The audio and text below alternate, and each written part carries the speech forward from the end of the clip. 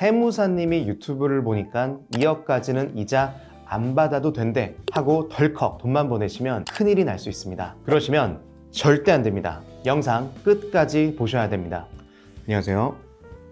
여러분들의 소중한 자산을 지켜드리는 상속증여 전문 공감세무사 이승택입니다. 혹시 급하게 전세금이 필요하다는 자녀의 전화를 받고 2억 원을 이체해 주셨나요? 사업자금이 필요하다는 아들의 부탁에 노후 자금을 깨서 통장으로 쏘아주셨나요? 부모된 마음으로서 자녀의 어려움을 외면할 수 없는 그 마음 누구보다 잘 알고 있습니다. 당장 급한 불부터 꺼주고 싶은 그 사랑이 부모의 본능입니다. 하지만 여러분, 냉정하게 들리실지 모르겠지만 국세청은 여러분들의 그 사랑을 전혀 다른 시선으로 바라보게 됩니다. 국세청의 전산망에서 여러분들이 보낸 그 2억은 도움이 아닙니다. 명백한 징여 혐의가 있는 자금의 이동일 뿐입니다. 아니, 그냥 빌려준 건데 무슨 징여냐? 나중에 갚기로 했어 라고 억울해 하실 수도 있습니다. 하지만 국세청은 묻습니다. 그걸 어떻게 증명하실 겁니까? 이자는 받으셨습니까? 계약서는 있습니까? 하고요. 만약 이 질문에 당당하게 답하지 못한다면 여러분들의 소중한 돈은 세금 폭탄이 되어 되돌아올 수 있습니다. 하지만 너무 걱정하지 않으셔도 됩니다. 가족 간에도 세금 한 푼 내지 않고 합법적으로 돈을 빌려줄 수 있는 마법의 기준 금액이 분명히 존재합니다. 오늘 이 영상에서는 가족 간 금전 거래 시 국세청도 인정할 수밖에 없는 무이자 차용의 한도액과 그 거래를 완벽한 대출로 인정받기 위한 필수 안전장치에 대해서 알려드리겠습니다. 자녀에게 자금을 지원할 계획이 있으신 부모님이라면 오늘 영상 끝까지 집중해 주기 바랍니다.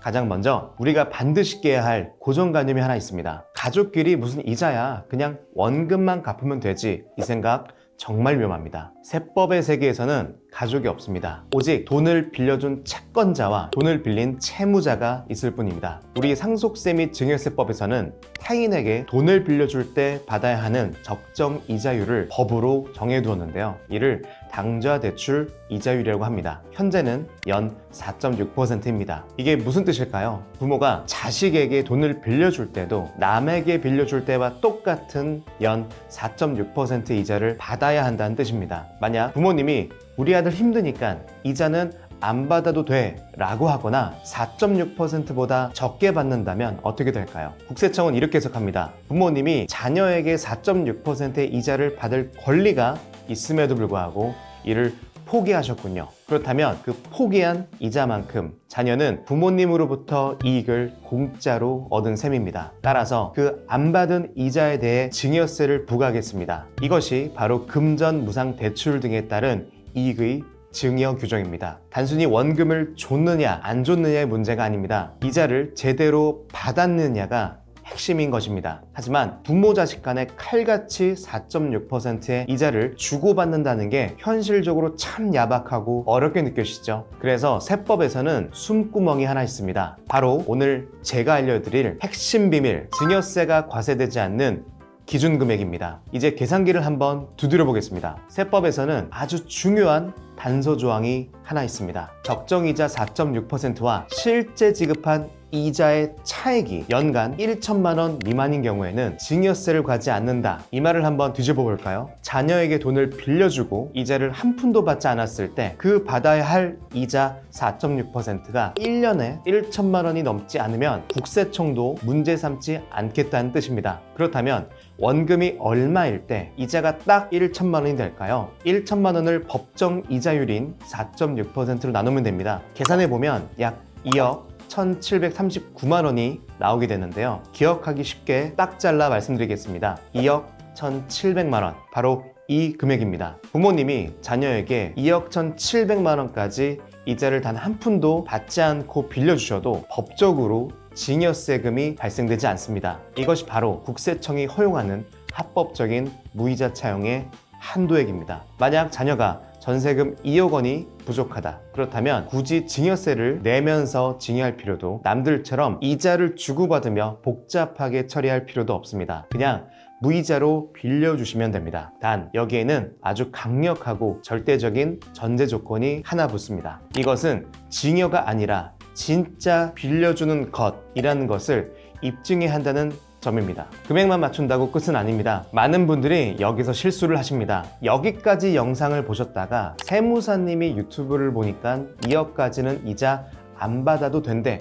하고 덜컥 돈만 보내시면 큰일이 날 수 있습니다. 그러시면 절대 안 됩니다. 영상 끝까지 보셔야 됩니다. 국세청 조사관이 나중에 자금 출처를 물었을 때 이거 빌려준 겁니다. 2억 1,700만 원 안 넘으니까 무이자도 합법이잖아요 라고 말로만 주장하면 인정해 줄까요? 천만입니다. 국세청은 서류와 팩트로만 믿습니다. 아무런 증거가 없다면 이건 그냥 증여해 놓고 나중에 말만 맞춘 거네 라고 판단하여 증여세를 부과합니다. 그래서 반드시 이 두 가지 안전장치를 마련하셔야 됩니다. 첫 번째, 차용증 작성입니다. 가족끼리 무슨 계약서에 하지 마시고 반드시 쓰셔야 됩니다. 여기에 이자율 0%, 이자 지급일 없음으로 적더라도 가장 중요한 원금 상환 시기와 원금 상환 방법은 명확하게 적어야 합니다. 예를 들어 2030년 12월 31일까지 전액 상환한다처럼 말이죠. 그리고 이 차용증이 나중에 급조된 게 아니라는 것을 증명하기 위해 우체국에 내용 증명을 보내거나 법무사 사무실에서 확정일자를 받아두는 것이 안전합니다. 둘째,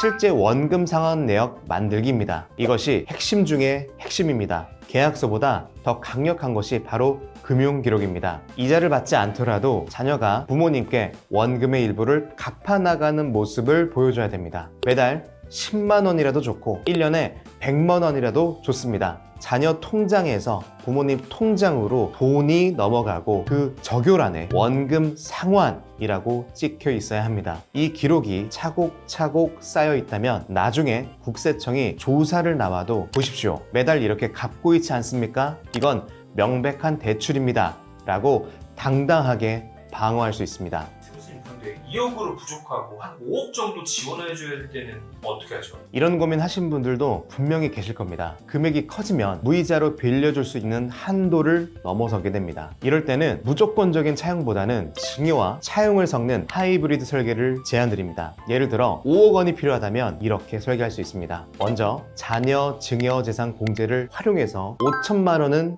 세금 없이 그냥 증여합니다. 그리고 무이자 차용 한도를 활용해서 2억 1천만 원은 무이자 차용증을 쓰고 빌려주는 것입니다. 마지막으로 나머지 금액인 2억 4천만 원에 대해서는 적정이자 4.6%를 받는 유이자 차용증을 씁니다. 혹은 5억 원 전체를 빌려주되 4.6% 이자와 실제 주고받는 이자의 차이가 연간 1천만 원이 넘지 않도록 약간의 이자만 받도록 설계할 수도 있습니다. 핵심은 모가 아니면 도가 아니라는 점입니다. 무조건 증여세를 다 내는 것도 아니고 무리하게 전액을 무이자로 빌려주려다가 탈세범으로 몰리는 것도 아닙니다. 고객님의 자금 상황, 자녀의 소득 수준, 향후 자금 계획에 맞춰 가장 적은 세금이 나오면서 국세청의 의심을 피할 수 있는 황금 비율을 찾아내는 것, 그것이 바로 저희 상속증여 전문가들이 해드리는 역할이라고 할 수 있습니다. 실제로 최근 강남의 한 아버님께서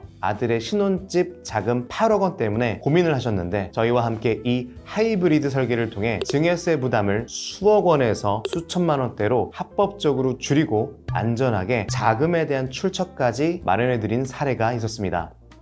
오늘 내용을 정리해 보겠습니다. 부모가 자식에게 돈을 빌려줄 때도 원칙적으로 이자는 받아야 합니다. 하지만 2억 1,700만 원까지는 이자를 받지 않아도 증여세가 나오지 않습니다. 단 이것을 국세청에 인정받기 위해서 이 두 가지가 필수입니다. 상환 시기가 명시된 차용증, 실제 원금을 갚아나가는 계좌이체 내역입니다. 이 금액을 넘어가는 큰 돈이라면 무리하지 마시고 증여와 차용을 섞는 전문가의 노하우가 필요하겠습니다. 가족끼리의 돈거래 참 어렵습니다. 부모님은 그냥 주고 싶고 자녀는 폐를 끼치기 싫은 그 마음들. 하지만 세금 앞에서는 그 마음보다 기록이 더 중요합니다. 사랑으로 시작한 도움이 세금이라는 화살이 되어 돌아오지 않도록 합법적인 테두리 안에서 가장 안전하게 저희 동감세무사가 여러분 가족의 상황에 딱 맞는 방법을 꼼꼼하게 설계해 드리겠습니다. 불안한 마음으로 이체 버튼을 누르기 전에 먼저